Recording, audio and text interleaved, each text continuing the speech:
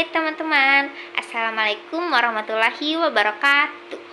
Perkenalkan, nama saya Yulisiantan Amelia dari Prodi Pendidikan Islam Anak Usia Dini dengan NIM 2111305037. Oke, saya di sini akan menjelaskan atau mengungkap permasalahan-permasalahan yang umum terjadi pada anak usia dini.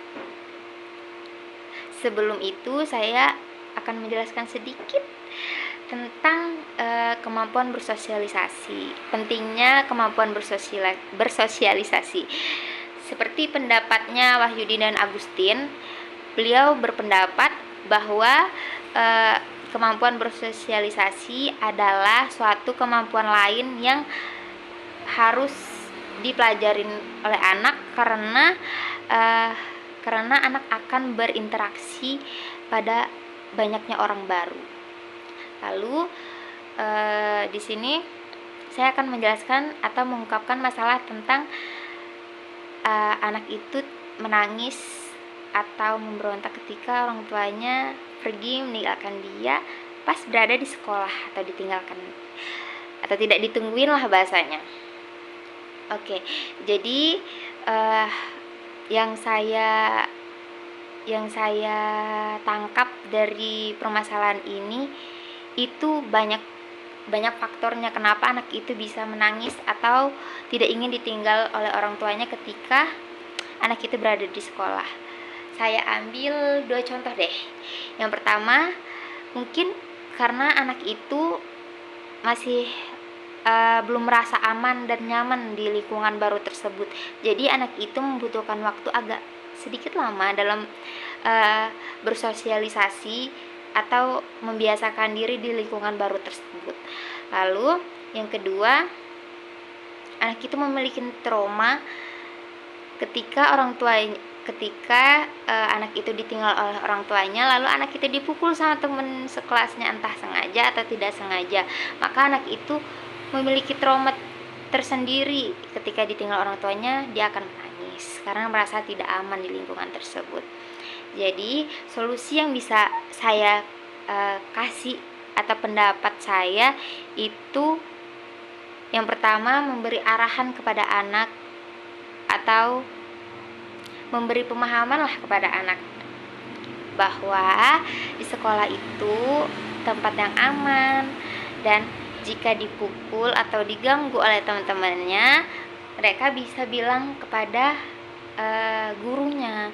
Misalkan, "Ibu, si A mukul saya, Ibu. Boleh tidak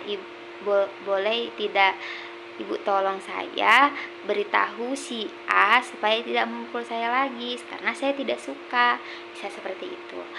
Bisa juga yang harus diperhatikan itu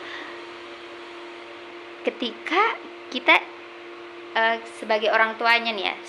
Misalkan saya sebagai orang tua si anak ini, jangan sampai kita diam-diam meninggalkan dia. Misalkan lagi sekolah, lagi lengah, baru kita diam-diam pergi. Nah, jangan seperti itu ya, karena itu juga bikin trauma baru kepada anak kita. Kayak, mana mama kita, mana mama. Nah, anak itu semakin panik dan akan menangis, bahkan memberontak. Lalu beritahu guru atau pendidik di sekitarnya kebiasaan si kecil. Misalkan, "Ibu, anak saya itu sukanya seperti ini, tidak sukanya seperti itu.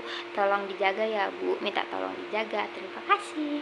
Dan bisa juga kita meninggalkannya secara bertahap, jangan langsung tinggalin gitu, nggak boleh ya teman-teman. Jadi kita tinggalinnya secara bertahap. Misalkan hari pertama kita tunggu di depan kelasnya gitu.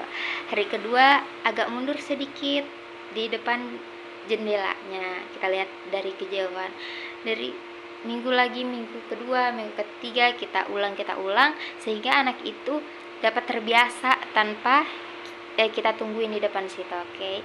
Jadi setelah anak itu dapat bisa kita tinggalin dari yang nangis nih, tidak mau ditinggal sama orang tua, sampai bisa dan terbiasa ditinggal oleh orang tuanya ketika di sekolah.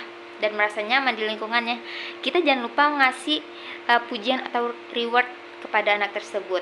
Saya pernah dengar di suatu web gitu bilang kalau kita itu tidak seharusnya memberi pujian karena hasilnya, tapi memberi pujian karena perjuangannya gitu loh, apa yang dia telah lakuin selama ini, proses gimana dia sampai bisa di tahap itu. Jadi kayak, wah, anak bunda hebat ya, sekarang udah bisa ditinggal, udah pinter, mungkin kasih pujian seperti itu teman-teman. Oke teman-teman, kurang lebihnya saya mohon maaf juga kalau ada kesalahan kata dan kekurangan dari saya. Oke teman-teman, assalamualaikum warahmatullahi wabarakatuh. Bye bye.